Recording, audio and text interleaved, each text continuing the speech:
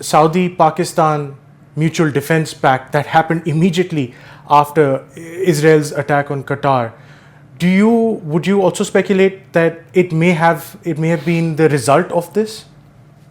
I think that is quite clear that it is the result of this. The degree that I think the question that is not as clear to me is this really a security pact? I mean, are the Saudis going to come to the defense of Pakistan in a future India-Pakistan conflict? Hopefully it won't happen, but would they come to their defense? And how capable is the Pakistanis of actually providing a nuclear umbrella for the Saudis? That is, I think, the part that is more unclear. The one element of it, though, that seems to at least have been the intent of the Saudis is to send a signal to the United States that they took one step closer, not to Pakistan, but to Chinese security defenses, given the fact that the Pakistanis are using Chinese security defenses. So instead of going the full distance, which obviously would be quite provocative from Washington's perspective, they hinted of their ability or intent or potential intent of going that direction by going to Pakistan, which essentially becomes a proxy for China in all of this. And given much of the concerns that exist in Washington about China, you can just imagine how that signal was read over here. Now, okay, so this defense pact, what you talked about the political messaging towards America.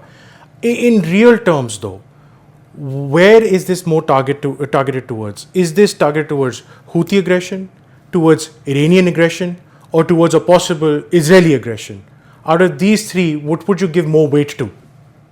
I think the thing that has changed dramatically, and it's not just after the Qatari attack. I'm on record of having said this long before the Qatari attack, which I said that I would be shocked if the security thinking in the GCC hadn't started to change, not because they were going to be attacked, I didn't predict the attack, but because they had seen that the United States had now adopted a position of more or less completely removing all restrictions on Israel, regardless of what Israel chose to do. Take a look at what happened in 2006. In 2006, the Israelis in their war with Hezbollah tried to assassinate Nasrallah twice. And they hit his bunker, but they could not penetrate the bunker. This time around, they penetrated the bunker because there were no restrictions on them. They used 82,000-pound bombs to get to a bunker, knowing very well they would destroy the entire neighborhood, and they probably killed 300 to 500 people to kill one person.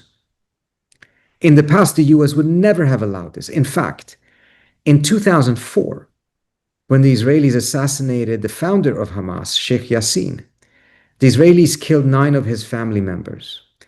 And the Bush administration condemned Israel for having conducted an attack with too high of a collateral damage. 9 people.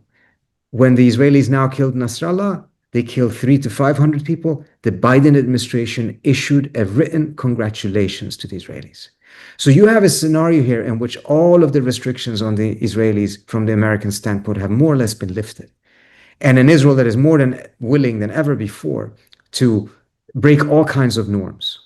Under those circumstances, it was only a question of time before the GCC states would start to recognize that Israel is a far greater and more likely threat to them than Iran is. Not in the sense that Iran may not be a threat, not that Iran doesn't have the capability, not that they are, falling in love with Iran in any way, shape, or form. They still have deep suspicions. There's still tensions in many different ways. But it is about what is actually the real immediate threat on the horizon.